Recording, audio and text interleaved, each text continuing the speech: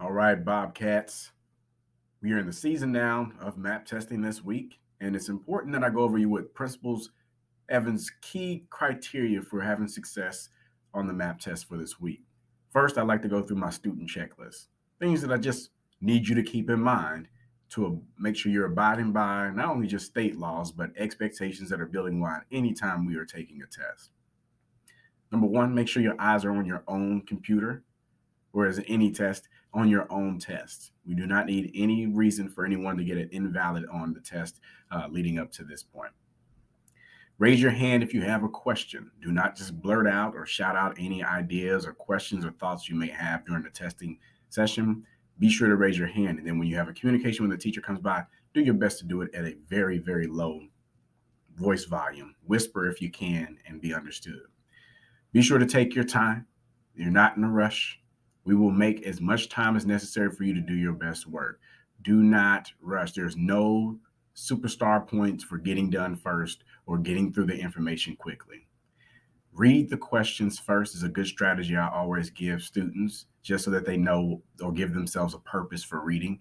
So I'm not saying you need to read the answer options. I'm just read the questions themselves prior to your reading, just so that way you get an idea of understanding of what you're trying to unpack, especially in your reading passages.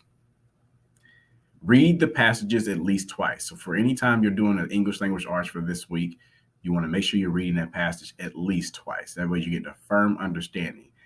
Most times when you read through something once, you read through it a second time, you tend to find things through the second time reading that you didn't quite see during the first time. Make sure to use your tools. Your teachers have been using all this time preparing leading up to this moment to get you more accustomed and familiar with those tools. Be sure to use them effectively and appropriately to ensure that you are selecting the best answer properly. My favorite one is the X out, cross out tool, where you cross out answers that just don't make any sense at all, so that way you're not wrecking your brain. Show your work using your scratch paper. You're given a scratch paper for a reason. Make sure you use it. I frown upon blank scratch papers that come back because that means you weren't really taking the time to carefully put your thought down on paper. Give evidence to support your thinking to make sure you are affirming with your own mind that you are correct. Keep a voice level 0 and double check every single answer. And remember, the proctor, your teacher, is going to always say there should be no talking. That guidance is not just because your teacher doesn't want talking. The state of Missouri requires that there is no talking or distractions that take place during the testing environment. And lastly, give your best effort. That's all Principal Evans can ever truly ask for. Lastly, let's go over my advice for prepping for tests the next day. So tonight will be the best opportunity for you to utilize these things, also going into tomorrow. Go to bed at a decent time. Don't be up trying to be on the video game or chatting with friends or anything like that. You got business to take care of the next day you have an assessment. So make sure you get in the bed on time. Drink plenty of water. And I'm not saying drink 2.5 gallons of water. I'm saying drink plenty enough to keep yourself hydrated. So that way your brain can function at a maximum ability. Eat a proper meal. Stay away from those sugary foods and candies that tend to be junk for your brain. I'm a firm believer. You are what you eat. If you eat junk, you will produce junk. But if you eat wellness and nutrition, you will produce wellness and really fruitful results when it comes to your brain pushing out great information for the assessment. Keep exercising, running around, push-ups, whatever it is that you do for exercise, keep moving. Your body enjoys those moments. It brings out really great endorphins to the brain and loves opportunities in which it feels like it's doing something productive.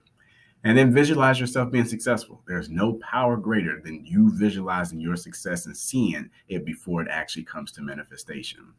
Ask your family for words of encouragement. So if you're a person that really loves those kind words and those words of affirmation, ask some friends and family members to write you some words of encouragement that you can reference to in your time of need. And then more importantly, keep a positive mindset. Spread your positivity as well, because it has a tendency to increase those endorphins just like exercising does. So make sure you have that positive frame of mindset, thinking about the people you care about and the people that care about you most. And lastly, avoid negativity. Being in negative environments and negative circumstances has a tendency to dampen your mood. But some of you have a light that shines bright no matter who's around. But you know what? Let's play it safe this week and the next week and the week after during those times when we're assessing to make sure we keep out of that negative space and keep our minds as positive as possible. Thank you for taking the time to digest what Principal Evans' expectations is going into this testing window, and I wish you all good luck. But it really won't need good luck because I know you've prepared tremendously for this moment. So go break a leg.